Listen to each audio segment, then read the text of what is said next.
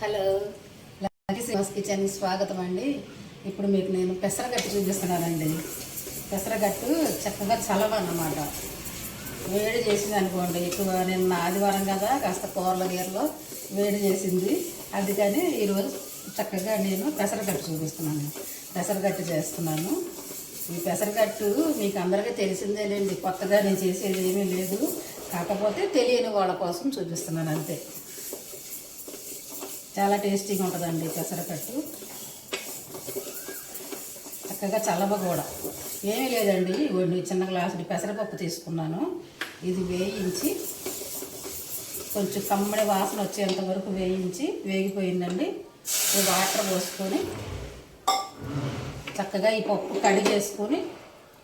కడిగేసుకొని మనం కుక్కర్లో పెట్టేసుకుందాం.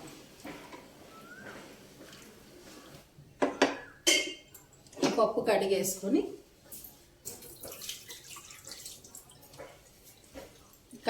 కుక్కర్లో పెట్టేసుకుందాం.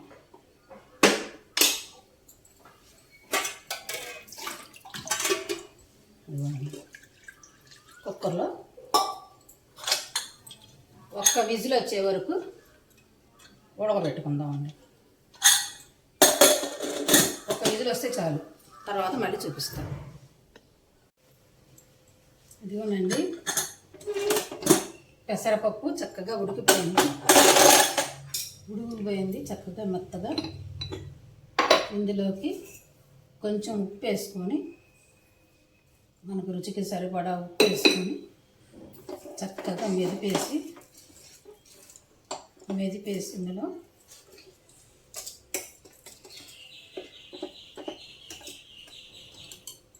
ఇందులోకి వాటర్ పోసుకోవాలండి. కొంచెం పలచగా, మరీ చిక్కగా కాకుండా మరీ పలచగా కాకుండా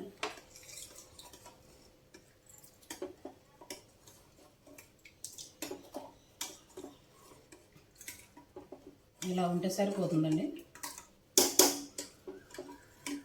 ఇప్పుడు ఇందులోకి పచ్చిమిరపకాయలు, ఉల్లిపాయ ముక్కలు,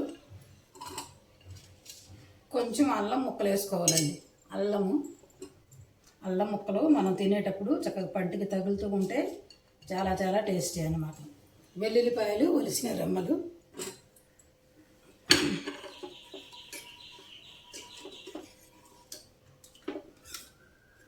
ఇందులో కారం వేసుకోకూడదండి. మనం వేసిన పచ్చిమిరపకాయల కారం అన్నమాట. కొంచెం పసుపు వేసుకుందాం, చిటికెడు పసుపు. మళ్ళీ పొయ్యి మీద పెట్టుకొని ఇది చక్కగా ఉడకనిద్దామండి. ఈ ఉల్లిపాయ, పచ్చిమిరపకాయ, వెల్లుల్లిపాయ, అల్లం ముక్కలు ఇవన్నీ చక్కగా కలిపి ఉడకాలన్నమాట. కొంచెం వాటర్ పోసుకుందామండి. కొంచెం పలచగా ఉంటేనే బాగుంటుంది. పెసరకట్టు కదా, పెసరపప్పు చల్లారిందంటే చిక్కగా అయిపోతుంది. సరిపోతుందండి పలచదనం. పెసరకట్టు సూపర్ అండి. అదిగోనండి, చక్కగా అల్లం ముక్కలు, పచ్చిమిరపకాయ ముక్కలు, ఉల్లిపాయ ముక్కలు ఇవన్నీ చక్కగా ఉడికి మంచి టేస్ట్ వస్తుంది. ఇది ఉడికిన తర్వాత మరిగేటప్పుడు చూపిస్తా. తాలింపు వేసుకుందాం. కొంచెం మరగాలి, ఇది మరిగిన తర్వాత తాలింపు వేసుకుందాం. ఇదిగోనండి, మన పెసరకట్టు చక్కగా ఉడికిపోయింది. ఇదిగోండి, చక్కగా అన్నీ ఉడికిపోయినాయి. ఇప్పుడు ఇది తాలింపు వేసుకోవడమేనండి. సూపర్. ఇప్పుడు ఇది తాలింపు వేసుకుందాం.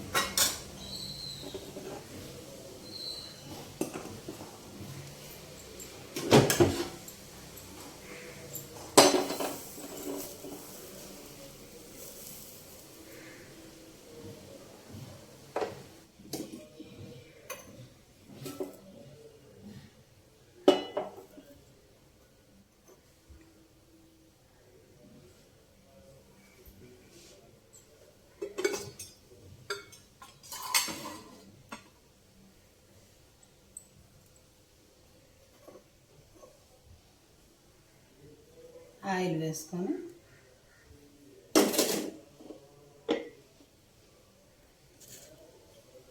కొద్దిగా మినపప్పు, జీలకర్ర, ఆవాలు, 2 ఎండుమిరపకాయలు,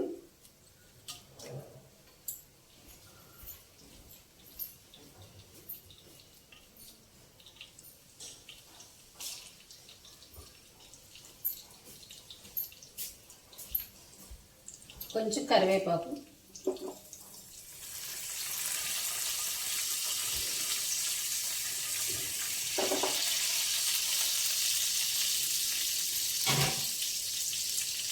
ఇందులో వెల్లుల్లిపాయలు అక్కర్లేదండి. వెల్లుల్లిపాయలు ఆల్రెడీ మనం పప్పులో వేస్తాం కదా, పప్పులో వేస్తే దీనికి కట్టుకి టేస్ట్ వస్తుందండి. పప్పు ఏ పప్పు అయినా చక్కగా మనం పప్పు ఉడికేటప్పుడు వెల్లుల్లిపాయలు వేసామనుకోండి, అది పాయలు కలిసి పప్పు టేస్ట్ వస్తుంది. తాలింపులో వేగిపోయినా పర్వాలేదు. ఇవి వేగిపోయినాయి కదా, కొంచెం ఇంగువ వేసుకుందాం.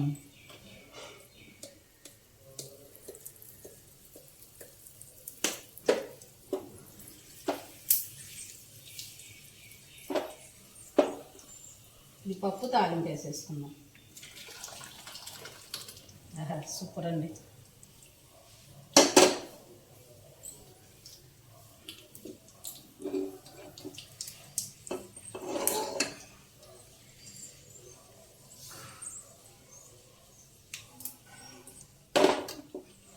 వేగిపోయింది, ఇందులో వేసేద్దాం. ఇదిగోనండి పప్పు.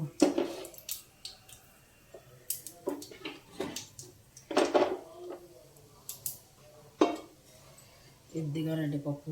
చూసారా ఎంత బాగుందో. పెసర కట్టు.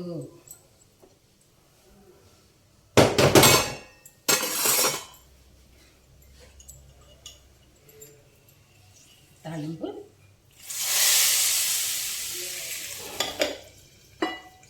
సూపర్ అండి.